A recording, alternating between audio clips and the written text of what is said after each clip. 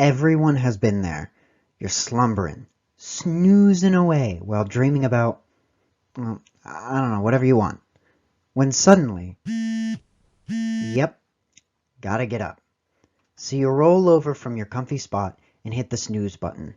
Enraged by this, your alarm calls out again, and again, and again, and probably one more time. But you've worked hard this week, you tell yourself. It's okay, treat yourself. Hit the snooze button at least one more time.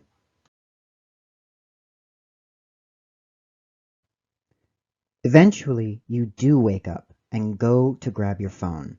You open it up to see that your group chat blew up last night. I assume this is a common morning routine for many of you, and a few days ago, this was the case for me. A friend of mine started ranting about cars in the group chat. They wanted to talk about this 1970s muscle car, which indeed looks really good. It apparently is getting rebooted, and like many reboots lately, it's garbage. Sorta looks like someone took a brick and tried to carve an artist's rendition of this beautiful car. Now don't ask me how, but for some reason this reminded me of post-war aviation development, specifically early US naval jet fighters. Don't ask me how these things are connected. Sometimes I just have to listen to the voices. The start of the jet transition within the US military post-World War II began quickly. This would also be the case for many other nations, like Britain and the Soviet Union.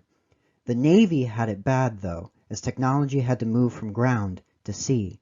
This caused a short period between late 1940 and early 1960 where the Navy had a series of aircraft which largely became overshadowed by their more famous successors, specifically these two guys. This series of aircraft have mostly been forgotten due to their short careers and odd appearances, but that does not mean that their contributions to aviation, and especially naval aviation, were insignificant. In fact, some, like the plane we will discuss today, made major contributions to the advancement of aviation technology. Today, I would like to introduce you all to the close, but no. What? No. Well, all right, you are technically getting closer, but I also feel like this is a step back. There. Perfect. That. This is the Douglas F4D Skyray, a single-seat fighter interceptor.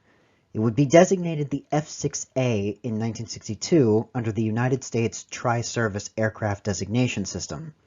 The aircraft would be affectionately named the Ford by pilots and crew, based on the 4 and the D within its original designation. F-Ford, if you want to give it a southern drawl. It would also be nicknamed the 10-Minute Killer. As seen before, its given name came from its resemblance to the undersea creature the manta ray. The aircraft was made by the Douglas Aircraft Company and designed by Edward H. Heinemann and his team starting in 1948. It would be the last fighter the company produced before the merger with McDonnell Aircraft in 1967. The strange middle ground delta not delta wing design was a dedicated fighter interceptor. Unfortunately, the aircraft was doomed to a short service life.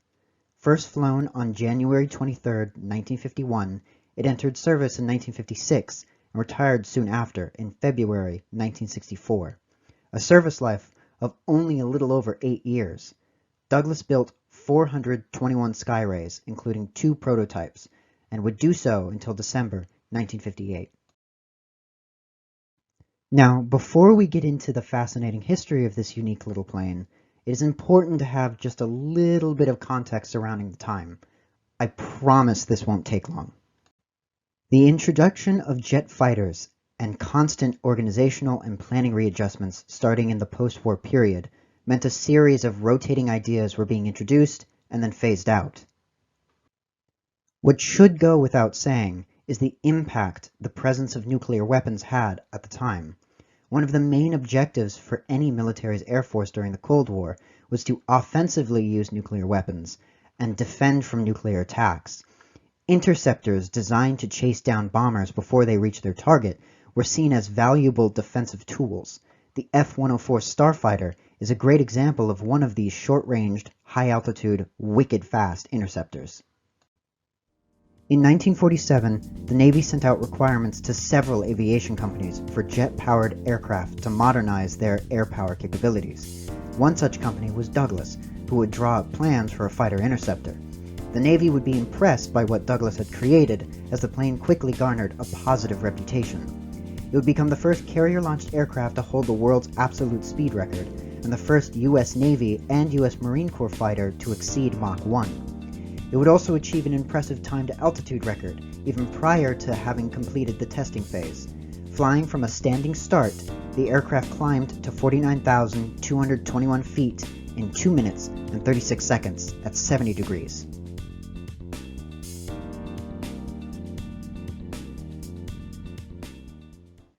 With all that out of the way, we can now see how this plane came to be. Germany had done research on jet-powered aircraft before and during World War II. This research would be widely sought after by Allied nations following the collapse of the Nazi regime. Among this research into jet propulsion were the types of bodies and wings best fit for the new age of speed. This included the delta wing design, heavily used by Alexander Lippisch, of rocket-powered interceptor Me-163 fame. Douglas engineers Jean Root and Apollo Smith would visit France a week after VE Day and listen in on Lippisch, who was in Allied custody. They would take their findings back to California, where legendary designer Edward H. Heinemann was. Edward Henry Heinemann would be totally or in part responsible for 20 military aircraft during his career. Some of these aircraft are legends. They include the Douglas SBD Dauntless dive bomber of World War II fame, the A-20 Havoc light bomber, the A-1 Sky Raider, and later the A-4D Skyhawk, who would have a long-lasting history in the U.S. Navy. He also wanted to make it clear to everyone where his planes would be. Heinemann was a high school graduate and self-taught engineer. His first job was working at the Douglas Aircraft Company in 1926. He would quickly rise through the ranks and become the chief draftsman or engineer for a variety of aircraft manufacturers. Heinemann would take an active role in the designing of his aircraft, even going so far as to being the test pilot for some of them. He returned to the Douglas Aircraft Company, where he would make it as chief engineer by 1936. He is also known for his work on the F4D Skyray. Douglas began designing an aircraft to meet the Navy's 1947 requirements for a land or carrier-based jet interceptor capable of killing approaching enemy bombers flying at 500 knots and 40,000 feet within a 100-mile radar range. The jet would have to reach 40,000 feet in 5 minutes and be able to fight when it got there. Douglas signed a contract with the Navy in 1948 to build an aircraft under their specifications. In December of 1949, a design under Heinemann was approved by the Navy and moved to the prototype phase. One of the youngest members of the design team said Heinemann would just come up with a design and take it to one of the engineers to be turned into an airplane. When he showed me the Skyray, he asked if we could make one, and I said yes. He would go on to say in an interview with the Smithsonian magazine that my role was just the flying qualities, how to make it stable and controllable. With a grin, he adds, stable and controllable was a challenge. The final design was heavily inspired by flying wing designs of Jack Northrop and Alexander Lippisch. By nature, the aircraft was unstable, which made it more maneuverable. Its large wings made it great at high altitudes. In October 1950, Douglas rolled out the XF4D. Because the Skyray had no horizontal tail, pilots controlled pitch and roll with elevons, a combination of elevators and ailerons. The testing of this aircraft was rough, and it proved to be a difficult plane to control at low altitude and low speeds. Westinghouse had not yet delivered the J-40 engine specified by the Navy, but Douglas fitted the craft with the less powerful Allison J-35A-17 engine. The Skyray's first flight came on the morning of January 21st, 1951. Douglas test pilot Larry Peyton would be the first to fly the plane. The aircraft's pitch controls were atrocious. Takeoff and landing had almost been disasters. Peyton would never fly the plane again. Russell Thaw would work on fixing the trim problems on takeoff before the aircraft was handed to Robert Rahn. Rahn would experience the aircraft's uncontrollable spins, an issue that stuck with the plane. He also got to experience the aircraft with the J-40 engine, with and without afterburner. A more powerful engine than the Allison, but not the power they'd envisioned. Despite this, however, many of its speed records, including reaching Mach 1 at 30,000 feet in a shallow dive, used the afterburning J-40 Westinghouse engine. Despite its problems, the Navy saw greatness in the uniquely shaped craft. Its inherent instability at altitude allowed it to be more maneuverable than any foe in the air. Furthermore, the aircraft continued to wow the aviation community by taking hold of records from other prominent aircraft from around the world. On October 3, 1953, Lieutenant Commander James F. Verdon set a world speed record of 752.943 miles per hour over a 3-kilometer course. This was a first for a carrier aircraft in its normal combat configuration. On October 16, 1953, Rahn broke the 100-kilometer close course record with an average speed of 171.788 kilometers per hour. A few years later, on May 23, 1958, Edward N. Lafevre pushed the craft to its limits. At a 70-degree climb, he would make it to 50,000 feet in 2 minutes and 36.05 seconds. The plane would still outclimb any other military jet, foreign or domestic. The exciting feats being mastered by the Skyray not only turned heads, but also pushed aviation forward. The Collier Trophy was established in 1911. The trophy is administered by the National Aeronautic Association of the U.S. and is awarded annually for, quote, the greatest achievement in aeronautics or astronautics in America with respect to improving the performance, efficiency, and safety of air or space vehicles, the value of which has been thoroughly demonstrated by actual use during the preceding year. Edward H. Heinemann was awarded the trophy for his and his team's work on the F4D Skyray, alongside James Kindleberger for his design of the North American F-100 Super Sabre. And look at him. He's so happy with his little plane.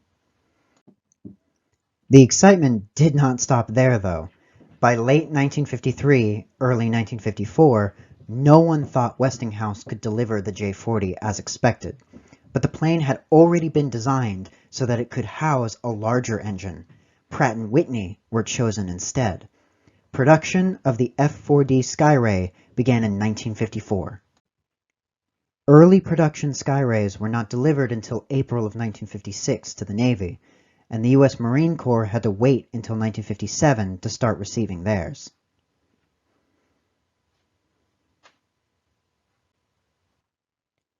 The aircraft was 45 feet long and had a wingspan of 33 feet. Loaded, it weighed 25,000 pounds. It had a max speed of Mach 0.94, or around 722 miles per hour. It had a service ceiling of 55,000 feet. It was powered by one Pratt & Whitney J57P2 turbojet engine, capable of producing 9,700 pounds of thrust. It had a range of 593 miles.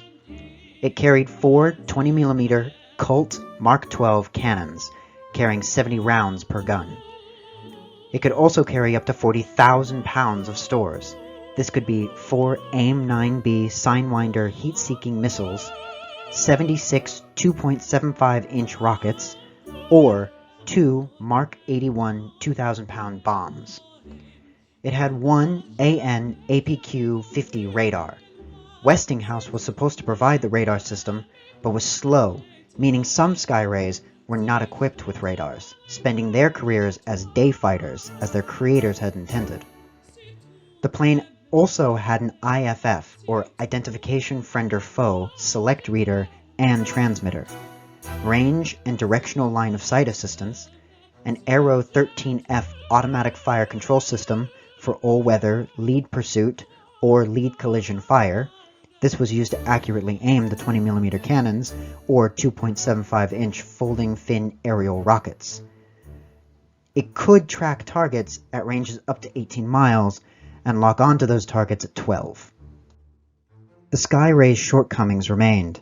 One control and stability engineer said it had a lot of complicated restrictions. Get the thing rolling at high speed, you had to tell the pilot about restrictions. For example, at 400 knots, do not exceed 2/3 aileron or 1/3 back stick.